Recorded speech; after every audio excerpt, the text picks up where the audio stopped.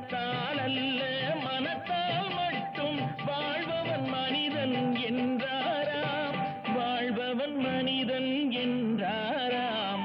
தம்பிக்கு ஒரு பாட்டு, அன்பு தங்கைக்கு ஒரு பாட்டு, வாழ்வில் நம்பிக்கை வளர்வதற்கு உதவும் நான் சொல்லும் கதை பாட்டு.